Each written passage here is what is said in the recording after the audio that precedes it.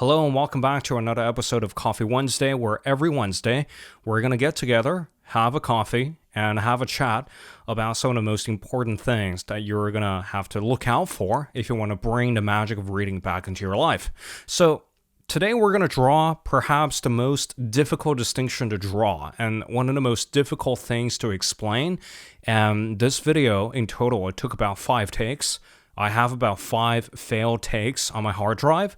So it took a lot of kind of planning and false starts and, just trying to find a best way to articulate it, because if I don't do it just right, it's going to get dismissed as mere philosophy. But this is what I would consider as the defining moment in my work, where now we're actually going to transition away from merely sharing reading gimmicks and techniques and basics. Of course, we'll have more techniques in the future, but the future of my work is going to start to take the direction of what is the point of reading, more of like a philosophical dive into why we have books in our lives at all. Why should we care about education? And if we dive a little deeper, this kind of dives into all sorts of domains just beyond reading techniques. We're going to have to address how our mind works, how our mind interprets reality, and how books are a part of this whole equation to make us into better humans, because we cannot merely have the goal of reading more books as the only goalpost. Because at some point you can read all the books in the world, and if your life does not get any better, if you don't know what you're reading for, but you're just merely reading, if we don't clarify it and articulate this point, it is as if we're just merely feeding back into the whole narrative of doing more equals better. So this is kind of like the first stake in the ground, so to speak. We're going to kick off this entire series with a distinction that I've been trying to make on this channel for the longest time, which is, what does it mean when a book changes your life? How do you pinpoint that precise moment? Because nowadays, there's so many things that promise us life-changing results. If you wander through a random aisle at Barnes & Noble, especially the self-help section, there's probably dozens of books with life-changing printed on the cover. There's probably maybe every program out there on the internet, they all promise some sort of life-changing results, right? And even sometimes when you wander through the grocery store, you see certain brands of health foods that promise to change your life. So essentially, the fundamental thesis that they're trying to sell you is, if you buy into this vision, if you buy this book, or if you understand this one thing, you get to wake up tomorrow as a completely different person. Or if you eat this brand of pasta, you get to be a completely different person. And this also goes so deep into marketing. For example, the way people market you cars, if you drive this brand of car, it's going to make you feel like you are a completely kind of person compared to if you drive just a secondhand Honda, right? So there are a lot of these different examples where things promise to change your life, but in most cases, what we find is that these life-changing moments are gimmicky. They don't tend to last that long. Maybe you implement a little gimmick, like waking up at 5 a.m. in the morning, and then maybe a few weeks later, you start to realize that you're still the same person, but you're just a little bit more sleep deprived. You eat the health food, but now you're just still the same person, but you're the same person eating health food. You go to the gym, you're still the same person, but you're just a little bit more physically able to do more shit throughout the day. So there are multiple examples of this happening where certain life-changing promises just turn out to be a gimmick, or just turn out to be a minor change in your life, and just turns out to be the window dressing that you use to dress up a dirty window without realizing that what you really need to do is to take out a cloth and to wipe that window clean. So all these life-changing moments are kind of distracting us from the real deal, because we kind of know what life-changing moments are. Intuitively, we know how it feels in our bodies. We know how it alters our realities completely. So I'm talking about maybe a film major sits down to see a movie, and then he watches 50 movies, they all fail to click, they're all just nice movies, but the 51st movie that he sees triggers something in him. And it completely rewires his whole thinking about how he wants to treat films. And now he decides that rather than just consuming more movies, he actually wants to go ahead and make movies. It's the same thing that happens to like someone who works for a pharmacy company.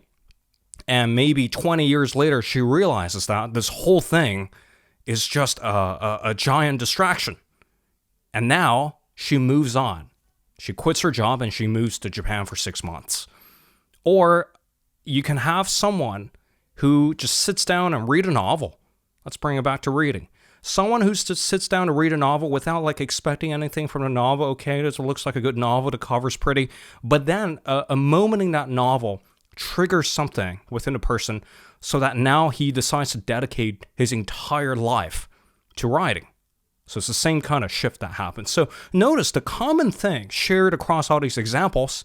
In fact, these are examples from people I know in my life. For the sake of anonymity, I wouldn't name them. But these are real things that have happened around people in my life.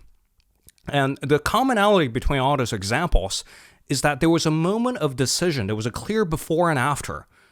Before, this person was one way, but after this thing had happened, they're completely different in a way that they perceive reality according to completely different rules. They perceive reality according to completely different priorities. Things start to realign.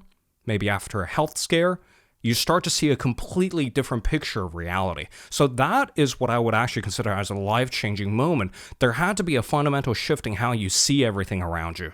There had to be a fundamental change where how you relate to other people changes, where how you see yourself changes, and your internal narrative shifts from a before you to a after you.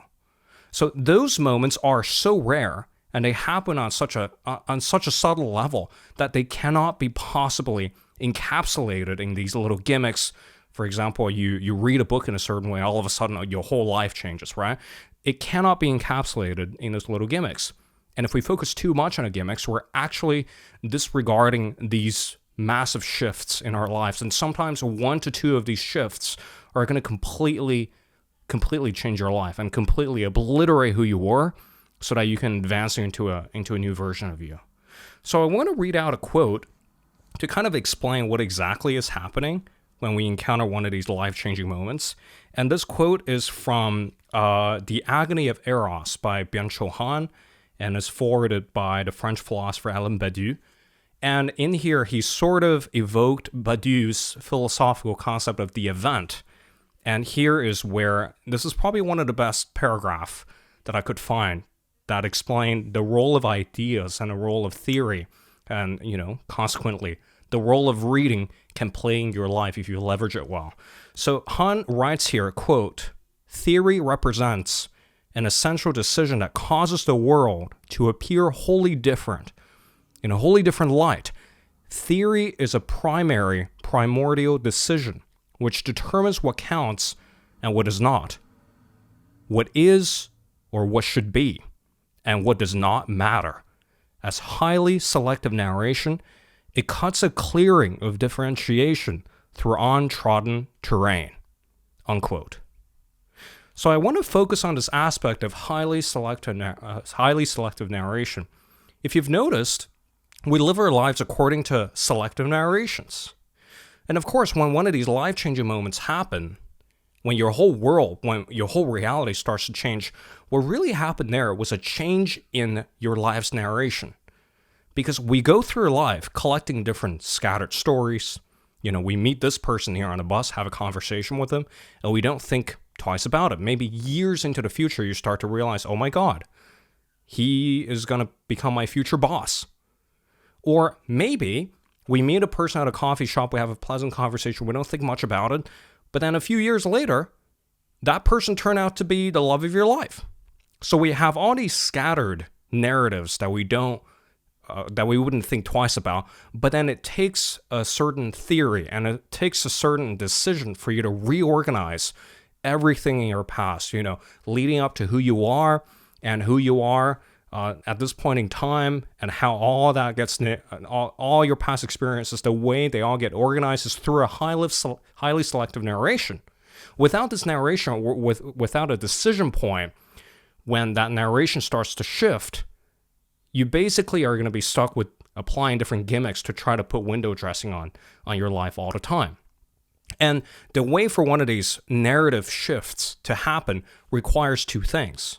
And most of us, we tend to concentrate or devote all our effort into the second thing, which is gimmicks, which is different advice that you see from the internet, which is to kind of emulate other people's lifestyle without really tuning into your life's story so far, without really paying attention to what exactly is happening in your life, without really noticing that you have certain dissatisfactions, without really noticing that how your life is going isn't exactly according to the plan that you had, without really realizing that there are probably certain parts of your life that are actually going quite well.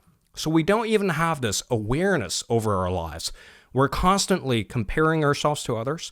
We're constantly refusing to look at what our lives have, how far we've come so far, and we're constantly looking outwards instead of looking inwards. So I would even argue that the only way to really make a permanent shift always comes from, first of all, paying attention to your life experience so far, because essentially, eventually, when you encounter a piece of theory or a piece of idea that's going to change your life, it needs life experience to be activated.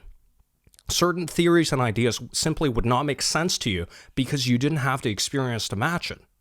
Because it wouldn't make any sense for a 9-year-old to learn about compound interest if he doesn't even have a bank account. So certain theories and advice, concepts, high level to the lowest level, from investing all the way up to some spiritual truths, all of them require life experience to be activated. So in a sense, if you don't pay attention to your life experience as it's happening, no matter how many books you read, they will fail to be activated. This is why reading fiction sometimes is such a confronting experience, because fiction casts our life experience in such a way where we're able to live in someone else's shoes for a few hours, where we're able to tap into other people's ways of organizing their lives so that we can reflect on our own life's narratives and make some changes to it. And this is why a lot of these life-changing moments tend to happen after you've read a really fantastic piece of fiction. Same could happen with nonfiction. Sometimes it only takes 1 to 2 ideas a year for your life to appear completely different, because it organized your past in a certain way. And this is a large part of what therapy does also. It's reorganizing your past narrative. And of course, this is where we have to bring the discussion back to reading. Why am I such an advocate for reading more? Why am I such a knowledge fiend? Why am I so interested in so many different aspects of life? It's because that's the express laneway for you to access ideas that are going to reorganize your narrative. That's going to reorganize your worldview. So eventually, you stand the highest of chances to encounter these, world-shattering moments. At first it's a little bit scary, but after you've changed your life a couple of times, after you kind of leap out of your older ways of thinking about things, you will kind of develop a taste for it. And once you've developed enough taste for it, new ideas, all of a sudden, they seem very exciting to you. All of a sudden, it's actually preferable to explore new ideas, but you need experience first before new ideas can be activated. This is why I really love this analogy of, like, whenever you head to a bookshop, whenever you pick up books, you're not exactly picking up this book to consume. You're not exactly just kind of eating through your library of books. Sometimes it actually makes more sense for you to store a book that's not really going to resonate with your life experiences yet, like a fine bottle of wine. If you buy a good bottle of wine, you wouldn't drink it straight away, unless you have a lot of extra cash to spend. You wouldn't drink it straight away. You would store it. You would wait for the right occasion. You would wait to drink it with the right people. You would wait for a momentous occasion to crack it open, because now the wine gets activated, right? Now it takes on a completely different meaning. Same with books in your life. Sometimes it makes more sense for you to first of all, get a sense of like what you want to read, but be perfectly clear. Sometimes books are not meant for certain seasons of your life, and it is perfectly okay to shelve them. And a few things are going to happen. If you start approaching reading in this way, if you start approaching reading as you hunting for these narrative-altering moments in your life, if you're always looking to read, to experience these world-shifting moments, number one, you will not fall prey to the life-changing kind of gimmick that are always out there. You will not fall prey to certain marketing efforts, because you're going to realize that these gimmicks, they're going to start to wear off in a few weeks. And number two, you're going to be very clear about what to read, when to read them, and how to leverage those experiences to grow yourself. So you're going to be very deliberate about the kind of content that you're letting to your life. You're going to be a lot more deliberate about what kind of shift in your worldview that you're expecting from these books. And as a result, you become a lot more in touch with the kind of material that you're reading, and consequently, you're going to read a lot more, because whatever it is that's on your plate, they're always going to resonate with you. They're always going to facilitate one of these life changes, and they're always going to give you the most amount of possibility for you to experience this reorganization of your life story. So that is basically the theoretical part, and that is basically a roundabout way of saying we need to pay a lot more attention to what we read, how we read them, and also don't take any recommendations. Take all the recommendations with a grain of salt, because these recommendations, they came from specific sets of experiences, and you probably don't have those experiences just yet.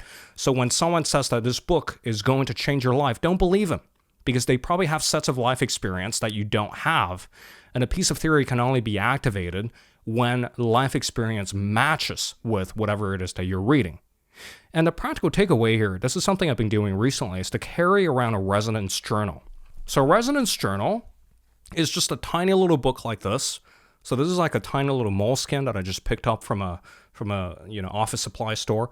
So whenever you encounter something out there that resonates with you, maybe it's a scene from a movie, or maybe you see a couple holding hands at a grocery store, or maybe you see like the cover of a book that you've always wanted to read. Note it down. What about that thing is resonating with you? If it's a book, note down the book's title. Note down the information and how it makes you feel, and try your best to approximate if your life experience is going to match up with what the book is trying to teach you. And then if you note them down, review all your entries at the end of the month to come up with the things that you truly value, and tailor your reading and tailor the stuff that you're going to be engaging in your life according to this resonance journal and according to some of the deep-seated values that you have. And this is going to save you a lot of trouble from reading books that you don't really want to read. This is going to save you a lot of trouble from kind of falling into the book marketing trap where you read 5 books and nothing changes in your life. And this is going to save you all those like kind of weird efforts that you put into reading to a book without realizing that this is probably the wrong book for you. There are wrong books for you. You don't need to push through every book. And carrying a resonance journal is just going to save you so much time when you go about selecting reading material. Anyway, that's all I have for this week. And then again, Coffee Wednesday is a weekly segment as a spin-off of my newsletter, A Mug of Insights. Over there, we kind of dive a little deeper into some of the topics that we talk about on this channel. So we also wrote about whatever it is that we covered in this video in an article, which you can access for free in the description down below. And of course, if you want more weekly insights, make sure to sign up for that newsletter. And I'll see you back here next week with more. Take care and goodbye.